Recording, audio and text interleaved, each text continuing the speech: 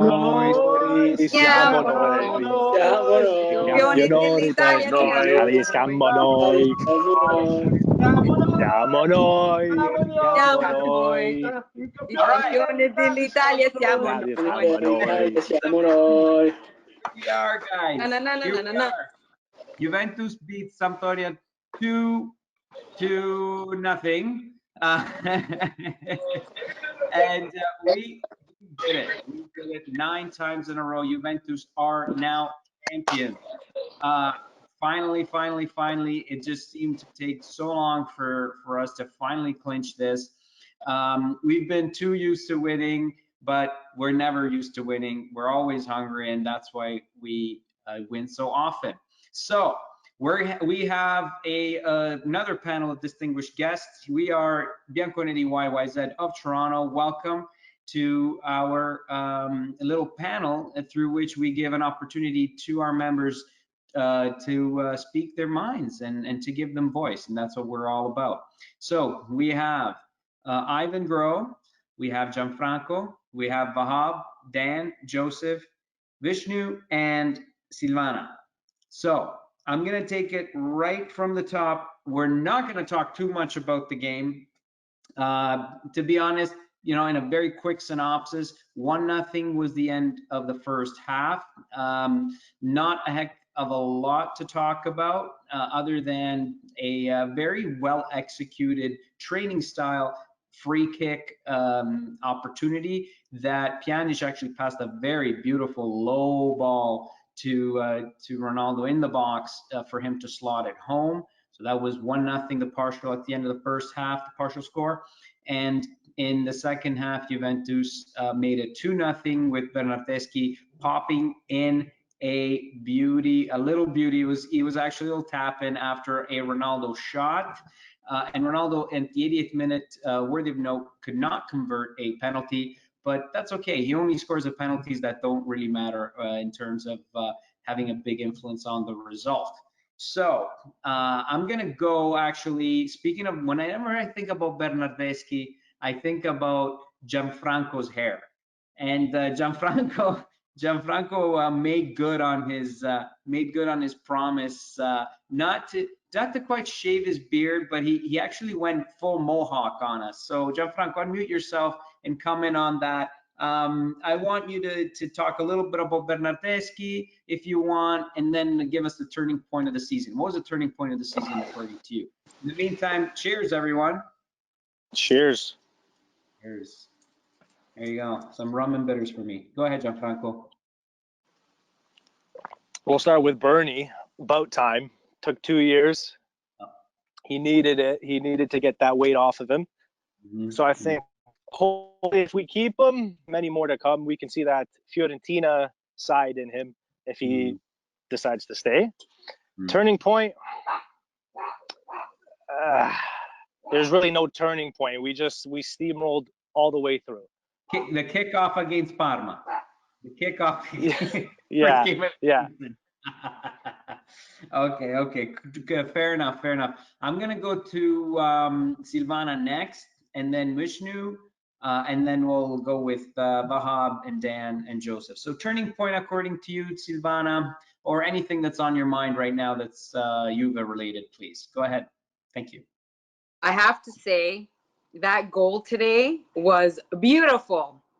I love the way they just psyched everybody out, and that was the most beautiful goal ever, I have to say. I was very happy with that. And I was also happy that Bernardeschi finally scored, and we're finally going to see Gianfranco's face. It's awesome. Oh, but no, not happening. I can't see him, but no, it's all good. That was beautiful. That was beautiful. That just. So by way of background, if I may, by way of background, I just wanted to tell people that for those who watched one of our first little get-togethers here, Gianfranco went on record saying that if Bernardeschi scored 1 goal during the next game, he would have shaven goatee. And if he got a hat trick, he would have shaven his head and his goatee.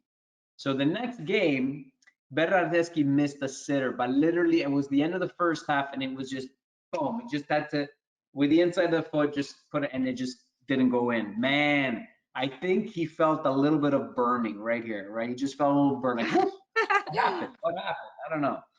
All right, cool. So, Vishnu, please comment on what you think what the turning point of the season was, according to you. What, like, a significant win, or just a moment that maybe a photograph in your mind that kind of immortalized the moment in which you felt that Juventus was heading towards their ninth.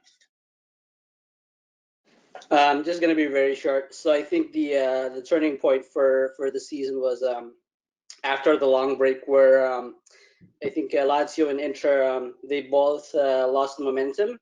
Lazio especially, I think. I guess they were.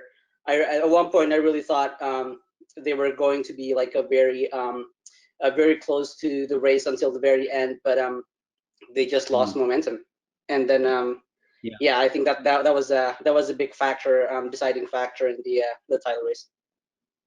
Perfect. Thank you very much. We're going to go to Vahab, Dan, and then Joseph next. Go ahead, Vahab. Unmute yourself kindly. Thank you. And Vishnu, please mute yourself.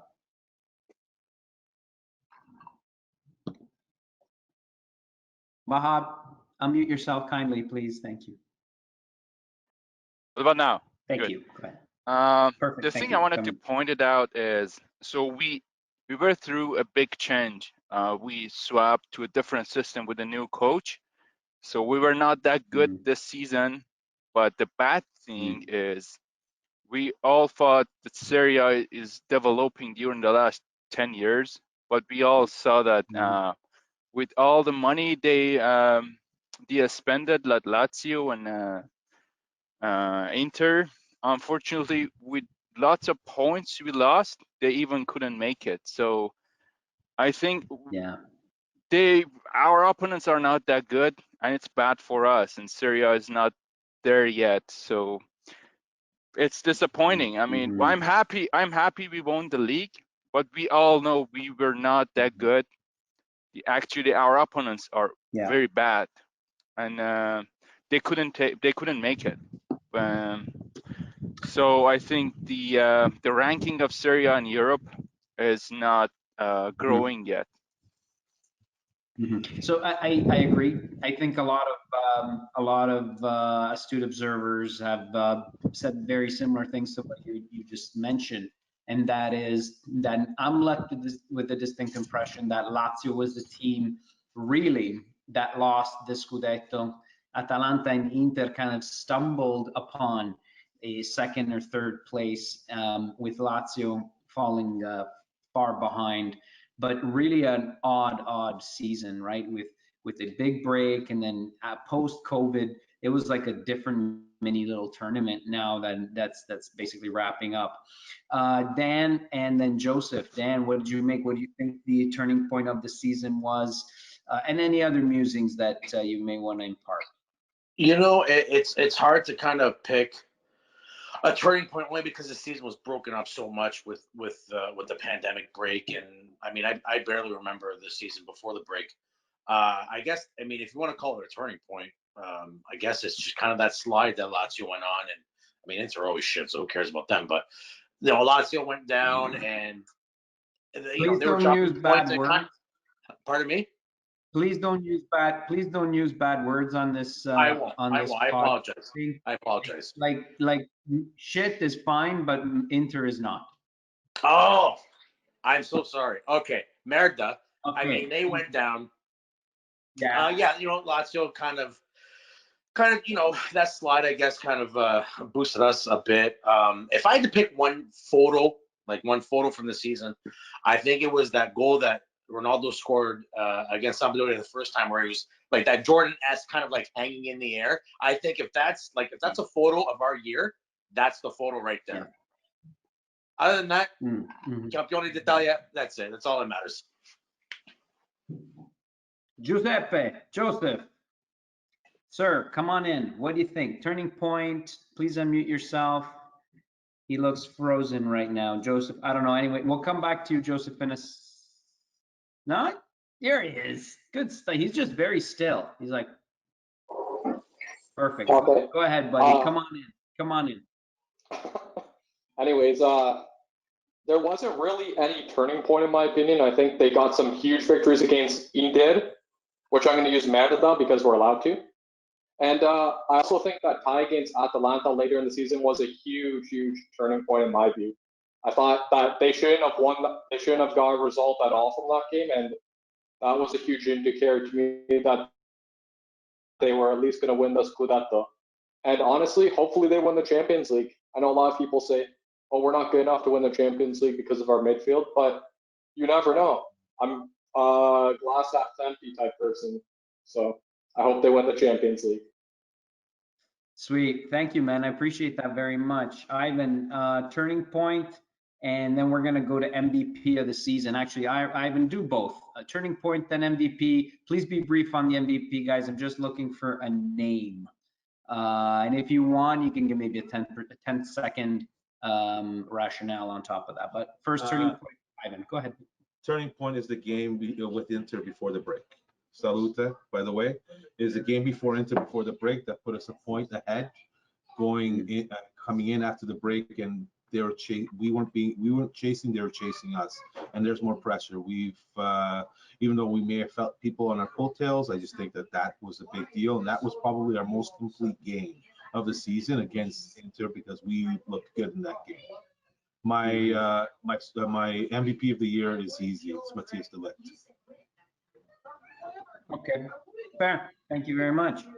My turning point of the season actually was a game I watched with the gentleman who just spoke, and that was Atalanta Juventus.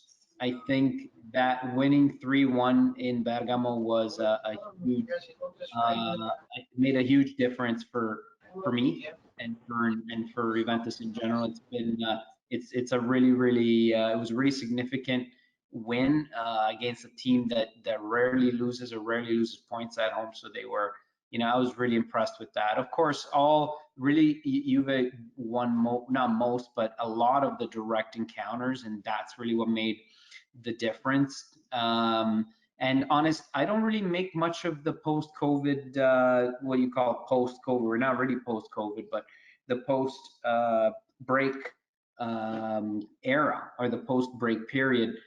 I can't really make much of it. The teams were all over the place in terms of physical fitness, mental, and I don't know if Juve has clicked yet that way. But we're gonna get to the future and what happens the next two games in our Champions League run. So I'm gonna agree on MVP of the season, de Ligt, but I don't know, Gianfranco, what do you think? Is it easy to give it to de Ligt or I don't know? There's a certain guy who's got like 31 goals under his belt. Shouldn't he be the MVP or someone whose last name starts with a D? I don't know, someone else. I don't know. It's hard to say. I think it'd be a toss up between three players. Ronaldo for sure, de Ligt for sure, but somebody that we always forget about him. He connects the mid to the forwards. Is always Dybala. Yeah. I wouldn't be able to pick between the three of them, to be honest with you. Fair. Okay. We're gonna go to Silvana. I mentioned Silvana's name. Go ahead, Silvana. Your MVP of the season, and MVP of the season. Go ahead. I'm gonna do quick fire round. Go ahead. Be quick. I can't talk. No, I'm kidding. Sure. No. Just give me 20 I seconds. love Dybala. I'm glad that he's improved. I'm glad. But he was always good for me, like he always did in the past. But what I'm really impressed with is Rabiot. I have to say, I'm really happy that he's come a long way, and in a spot where we're lacking, that we need that strong player in the midfield, and I think he's going to grow with the team really well, and I think he's going to do really well in the Champions League. I can see that. That's okay. So you know what? I'm gonna do a most improved or most impressed. Well, yeah. Category. That's probably what I did just now. I love that. I love Rabiot. I agree. Rabiot was one of the guys I was really looking forward to at the beginning of the season, and him joining and seeing all the good stuff that he can give us. And he was incredibly disappointing. And then when he came out in the post-COVID, like, he is our best midfielder, really. And today, in the last 2 or 3 games, he was our best midfielder in terms of effort, in terms of how many balls did he recoup. I love it. Like, and he's tough. He's so tough. And he's tough, I love it. too. He's tough. Yeah, I love it. I love it. Okay, Vishnu, I'm gonna go to you on your MVP of the season. Then we'll do another quick round for most improved, most impressed by. Go ahead, Vishnu. I agree with the Ronaldo, Dybala, and De Ligt, of course. But again, like, I think you might have mentioned about Rabiot. Definitely, after the break, he's been very truly a different player. He lost the ball and then he chases that ball again, and yeah, it's A+ for effort. I'm thinking of getting a Rabiot jersey, by the way. What do you guys think? Too early? Too premature? I think that's great, man. No, not too early. Not too early. It's perfect. Thank you. All right, so I'm gonna go to Vahab, Dan, Joseph, and then Ivan. Go ahead, Vahab. For me, MVP is Matthias de Ligt. In a position that traditionally belongs to Bonucci and Chiellini, that guy proved himself without any doubt. So he's 20 years old. Don't forget that. He didn't even he filled that position even better than Chiellini and Bonucci. So I would say Ronaldo and Dybala both are very good, but these guys been here and they're experienced. But this kid, it was his first year. And until 19th minute, he goes for every ball. So I like his characteristic. I like his attitude. So for me, he's the best. Okay. Dan, MVP? You know what? As well as De Ligt played, and he played fantastic for someone who's only 20 years old, I have to go. 31 goals is 31 goals. So I have to go with Ronaldo. I will say this. Okay. When you're talking most improved, I will say De Ligt, because you remember that start of the season. I mean, Lady Luck abandoned him. Exactly. So I'm gonna say there's a two-way tie. Most improved, I'm gonna go De Ligt, and I'm gonna go Rabiot. Since the they got back from the break, whatever you want to call it, he has been our absolute best defender. And like you said today, Rocco, the amount of balls he won in the midfield today, he was a monster. Not even just winning the balls at mid. He attacked. He brought the ball in. I mean, he had opportunities to score. He was a little unselfish. I thought maybe he could have taken a few chances putting the ball on target, but he played the best game I've seen him play in a Juve jersey was today. Yeah, just a little bit more confidence, right? Maybe a little more arrogance. Yes. But I think he was trying to give Ronaldo an extra ball or two. With Immobile scoring a hat trick on the earlier down the day, I think they were trying to help him out, maybe get his tally up a little bit. And I'm gonna ask you guys later also who you think is gonna win the scorers charts. But let's finish off this round first on the MVP. Joseph, Gianfranco, and then we're gonna move on. Go ahead, Joseph. So for me, the MVP has to be Dybala. He's been crucial. Last year it was pretty clear that without him, we were missing that link in between the midfield and the attack that could create. So for me, he was the MVP. As for the most impressive player, I'm gonna have to go with Bianconeri. I think he really grew over this season and he really established himself as a squad regista. So I'm really impressed with him, to be honest. Yeah, you actually took my choice. I was saving mine till the end in terms of most improved. I really liked Bianconeri. Him and De Ligt, both under 23, 24 years old, like great players. With Rabiot, the Rabiot that we saw in the last 5-6 games, fantastic. That's a good place to start. Ronaldo in great shape. Dybala, hopefully in great shape. I'm talking about next year. You can build from that. There you go. You can round it off. Dybala, by the way, today walking off with an injury in the first half to his right quadricep. Looked like close to his hip flexor. So, and everyone's like, the only thing I was thinking about was August 7th, and if he can make it in time. So they're going to have to do some diagnostics on that and get back and revise that. So we'll see how that goes. Gianfranco, I don't know if did I already ask you MVP of the season? No, I did. No, I did. No, you did. Okay, go ahead, sir. You already asked me that, but I'll tell you the most improved. I got to agree with Bentancur. Okay. Okay. I can't say Rabiot because he's only been playing half the season.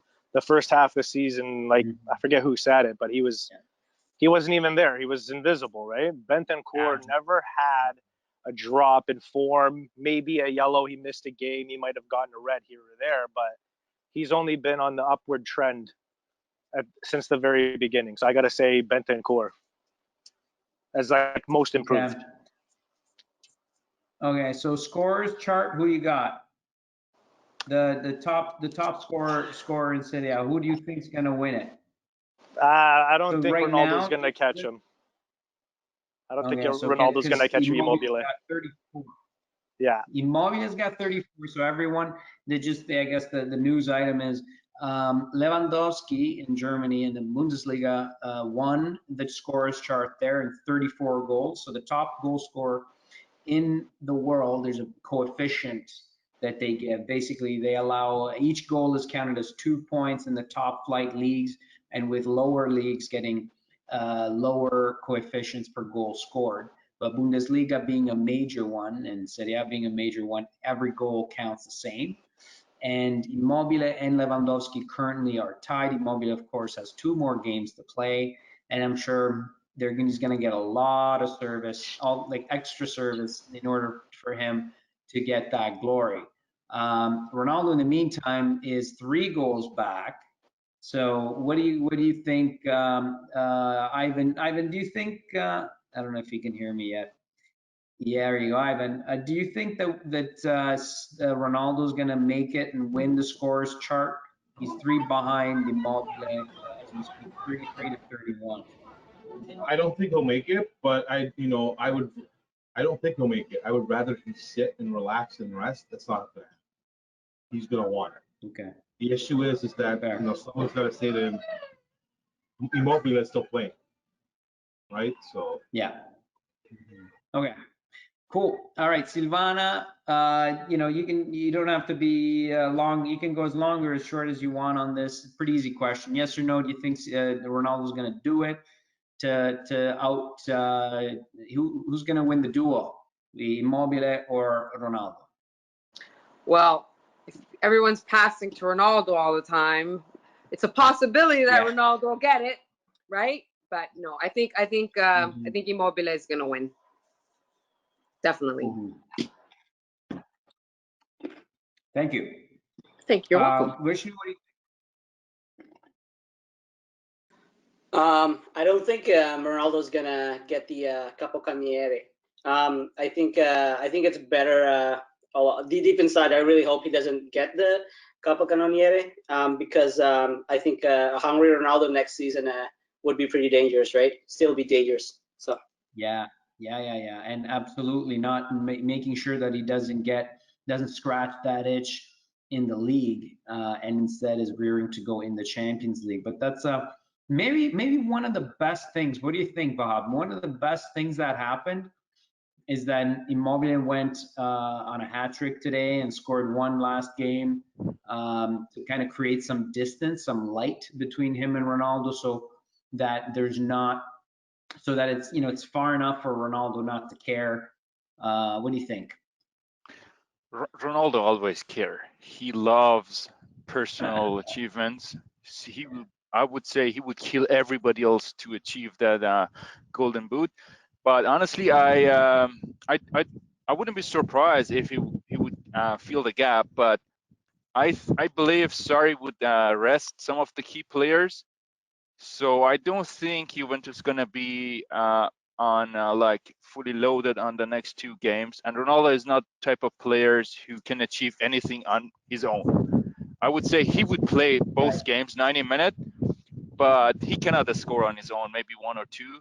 So no, I don't think he can fill the gap. And I'm happy for Immobile to get that price, not for Ronaldo. He doesn't deserve it. Good stuff. So Dan, and then Joseph, what do you guys make of the scores chart? Well, what's happening with that? You know, Ronaldo, is he going to do it? You know what? No? Immobile, Immobile, I think has it wrapped up. Even if Ronaldo does creep up, I think Lazio has nothing to play for. They're going to just keep feeding him. So he does become Europe's top scorer. So you know what? Let him have it. Good on him. He's had a terrific year. Former Juve player. Good for him. And yeah, really, honestly, it's all him. Goodbye and good luck.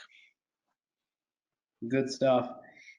Joseph, answer the question, and as well, how do you approach the next 2 games?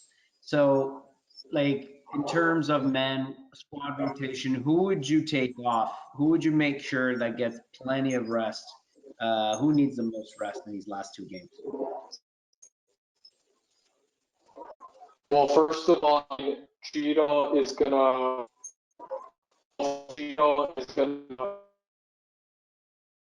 win the scoring race just because he's distanced himself from Cristiano Ronaldo. But in saying that, I don't mind if it's not like Lazio needs Immobile for anything productive right now.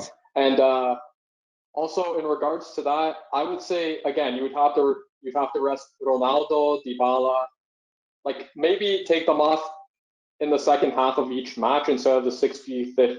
And I would also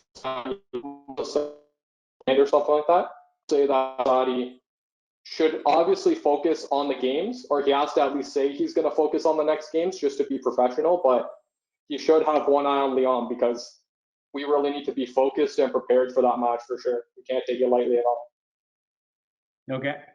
Thank you, Joseph. Go ahead, Gianfranco, answer the question on who would you rest, and then we're going to go to Ivan. First, let me say with Ronaldo, what 35-year-old can play every game 90 minutes?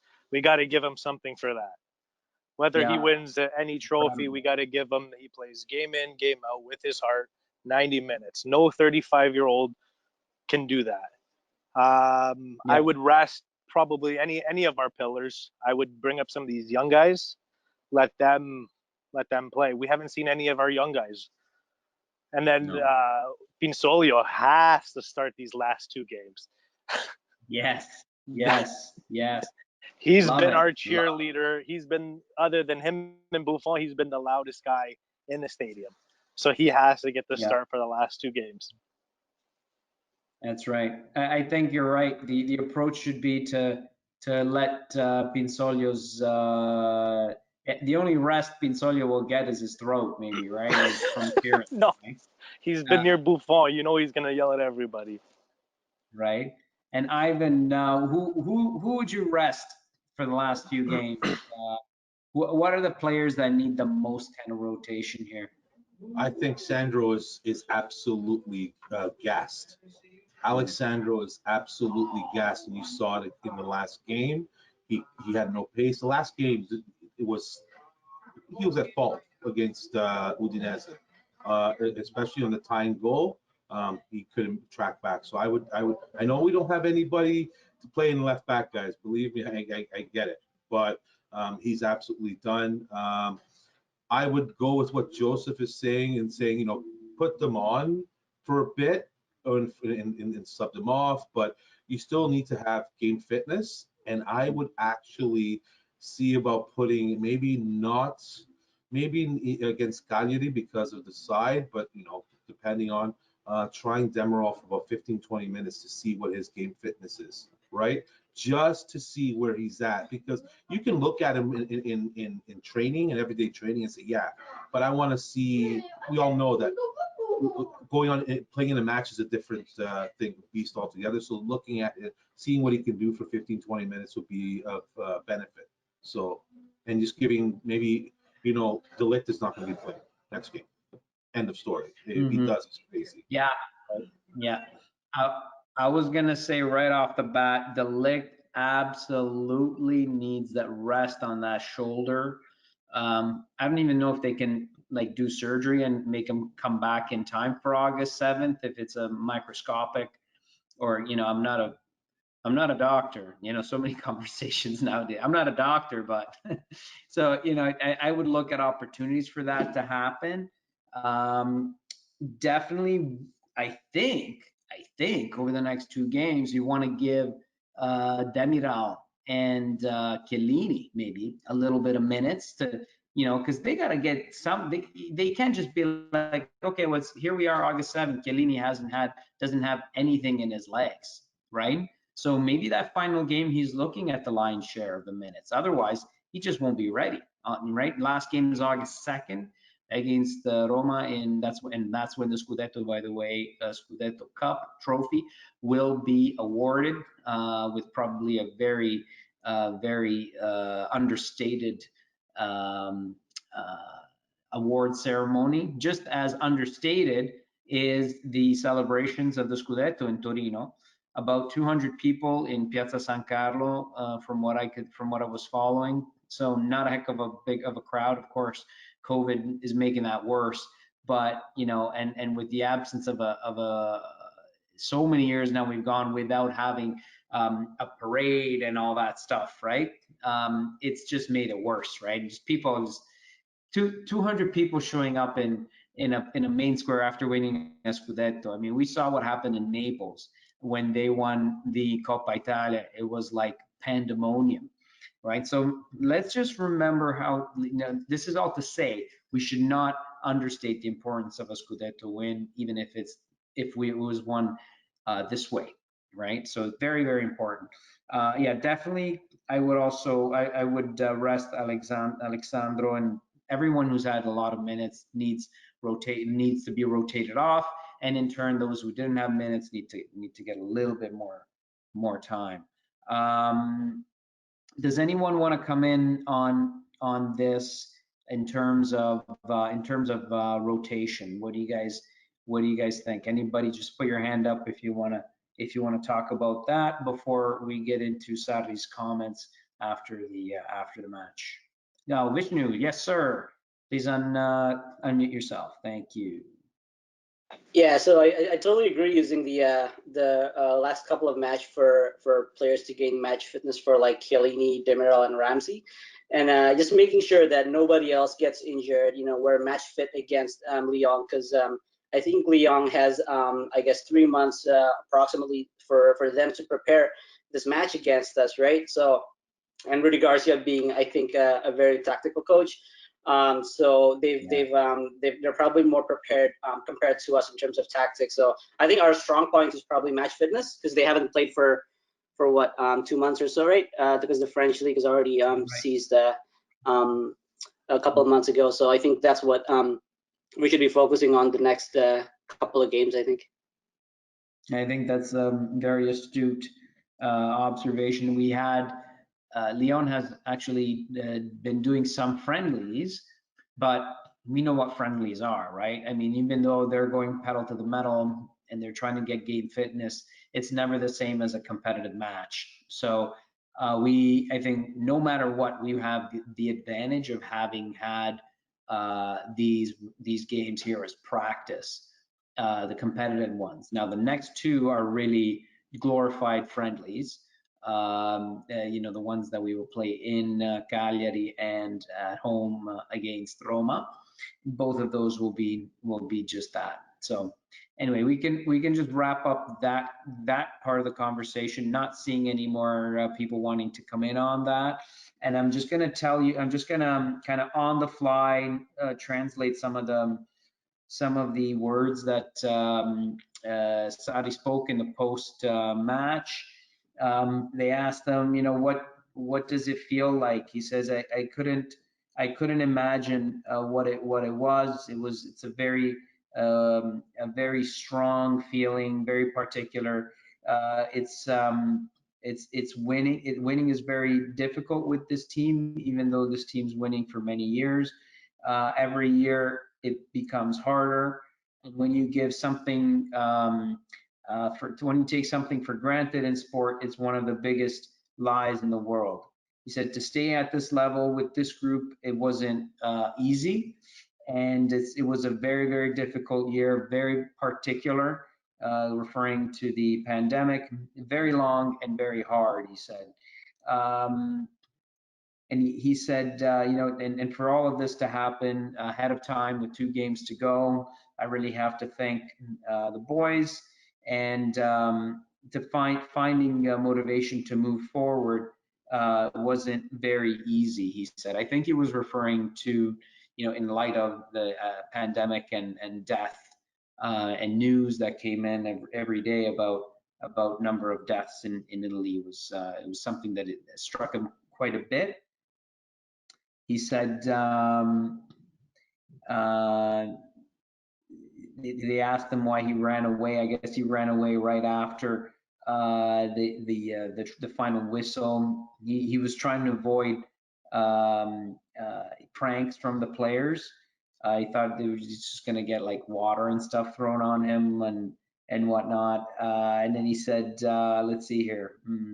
He said that the Cristiano Ronaldo and Dybala were the difference makers, and the scudetto is mainly there thanks to their great feats. But the club is something that has to be is a constant in the greater scheme of things, right? And then the fact that he has a strong club behind him. Club brass is very important. He was talking about how well supported he was from the president and from all of management, and of course they help in terms of man management as well. It was difficult. He also mentioned that it's difficult to adjust to a brand new. It was very difficult for him to adjust to a brand new environment, and you know, you have to come in. He said you have to come in very quietly and very respectively and with a lot of reverence in order to then try to make some small changes to the things that you don't agree with, he said. You know, wanting to come in and imposing sweeping changes, he said, would be arrogant and wouldn't be very smart at all for him to do, and that's why he didn't do it. Then he was asking about what was the major difficulty in his first year at Juve compared to when he had the impact change of when he went to Napoli and the other impact change when he went to Chelsea. He said the biggest one was the tactical character, how to make some players coexist with their characteristics, and which is their strength. And then to try to make them play together, it wasn't a given. You know, to seeing what happened in the prior years. In the end, the two players and he repeated again that were most magical in combining for playing were Ronaldo and Dybala. So that's basically my on the fly translation of what I could find of Sadi's words right after. I'm sure I'm going to scour you know, all kinds of media in order to slowly savor piece by piece and bit by bit all the images that are pouring in from celebrations in the dressing room post-match. And you know, the great thing is that this is something that Juve now has 2 weeks to kind of relax and to truly savor, as opposed to before when they clinched it. There was a Champions League round immediately after. There was a lot of tension, and it wasn't easy for them. So it should be interesting to see how Juve treats these next 2 weeks in terms of man rotation. I'm going to be very interested in seeing maybe some youngsters. I would like to see Alexandro get extra rest time, as Ivan referred to, and I would like to see Wesley Gasolina, who plays for our Primavera team, step up and show us some stuff. He's got a very interesting name. He must be really fast guy, Brazilian. Last name Wesley, first name or nickname Gasolina. So he must be something to see. So anyway, I'm curious to see some of the youngsters feature in these next two matches. So I'm gonna finish off with a quick round on what do you guys make in terms of predictions for the next Champions League round? Do you guys think that we're going to go through, we're going to pass Lyon?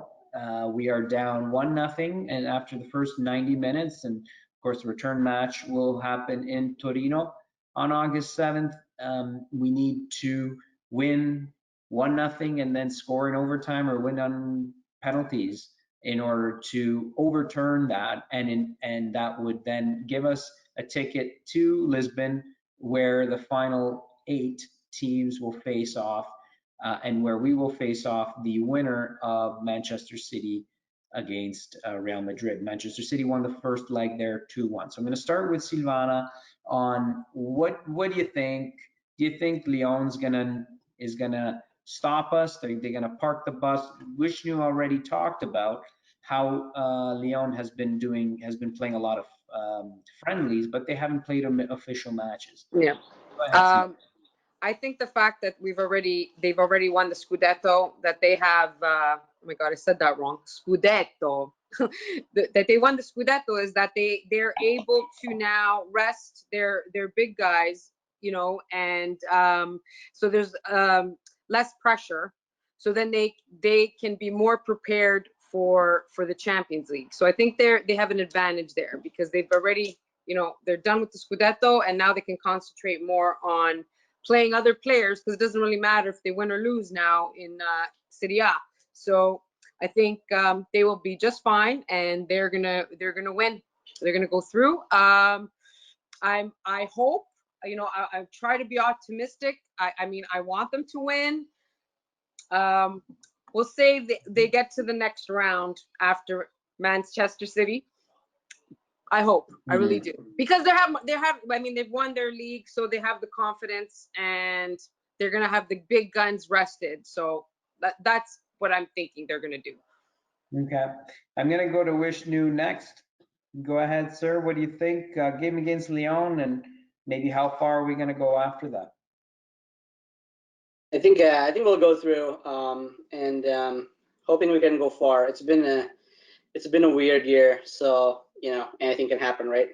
I'm relying on that weird year being, Juventus going very far in the Champions League. So yeah, very good. No, I mean, definitely. I mean, if there's ever a year in which it would be a Juve year to win the Champions League, it's this one. It's always it's an aberration in so many ways. I'm gonna leave my thoughts on till the end, but I'm gonna let Vahab come in, then Dan, then Gianfranco and Ivan, and then we'll wrap it up. Go ahead, Vahab. I believe we beat Lyon easily. Easily? Okay. Yes, because being out of the game for like 20 days wouldn't be easy for Lyon. It's not just resting. They cannot stay fitted. So I would say they easily would make mistakes. They go with 10 men defending, but they will make mistakes. And we're gonna play with Manchester City at 90%. I expect that, and that will be an interesting game. Sarri has the experience of playing with Guardiola and win that guy. So again, I expect us to win Manchester City because that's one game. So I would say 51% we're gonna win Manchester City. But after that, we all know what's gonna happen. Yeah, because crumble. We satisfied with a couple of win in Champions League, and then we give it up. Okay, thank you, Dan. Come on that. Then Joseph, then Gianfranco, then Ivan. Go ahead, Dan. I think we can beat Lyon. The big question is, will Dybala be there? Because we don't know how serious his injury is. Everybody's been saying that he's the link between the mid and the forwards. If he's not there, I don't care how long Lyon hasn't been playing. That's a huge, huge, huge loss for Juve.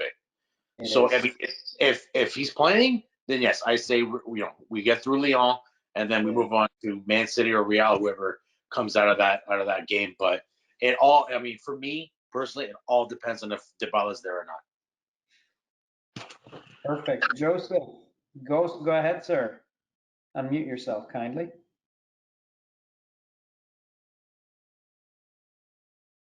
Oh, Joseph, we're having some connection problems, I'm afraid.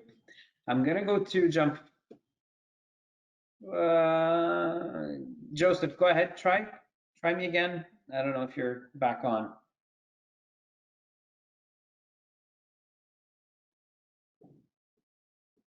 I don't hear anything. Okay, Gianfranco, maybe Joseph, try to go out and then come back into the call if you can.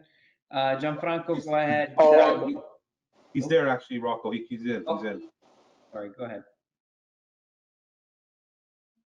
Go ahead, Joseph. Okay, me? Okay. So, yeah, I think against Lyon, I'm not going to make any particular predictions because I don't want to jinx it.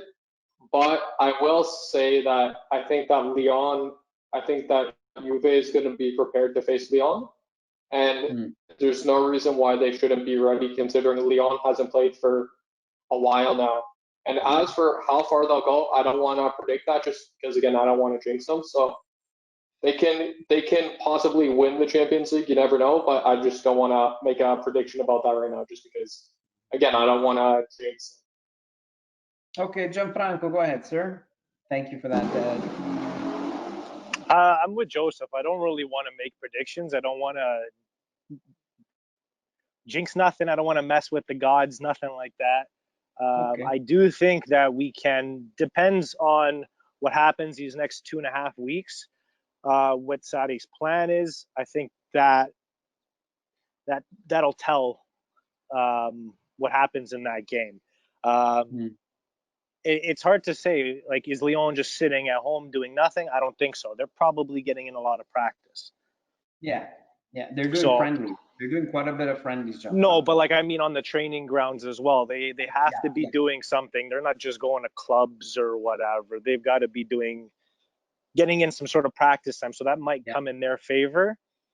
But I think finally we've actually wrapped up the scudetto more in advance. And that's good. And that's significant enough, right? So but what I would like to see, sorry, I cut you off. We get Real Madrid next round, and Ronaldo just goes on a banana tear. Interesting take.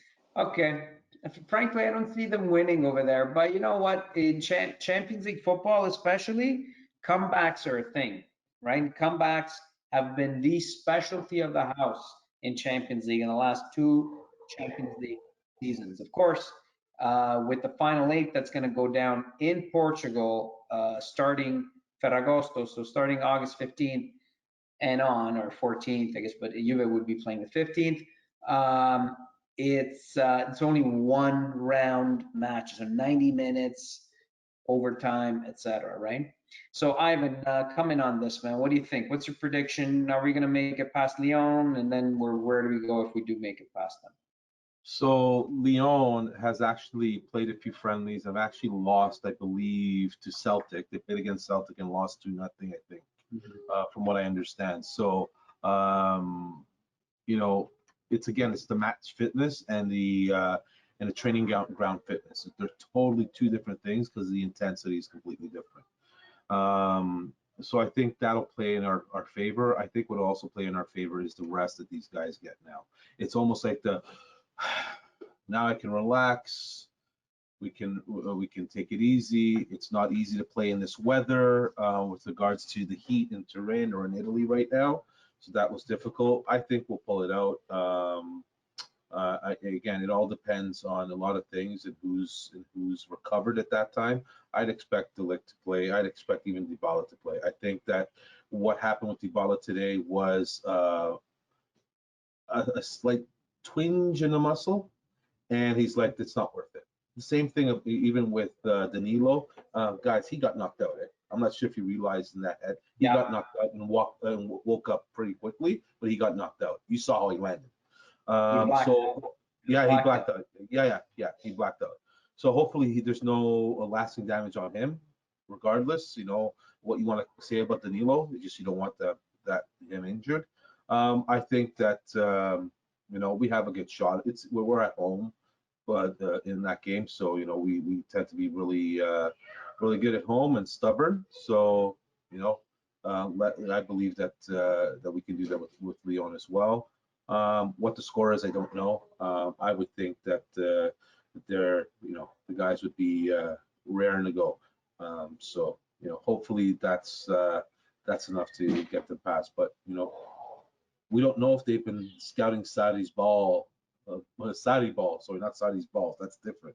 That scouting his things would be. I'm gonna have to change the setting on the YouTube thing. So, but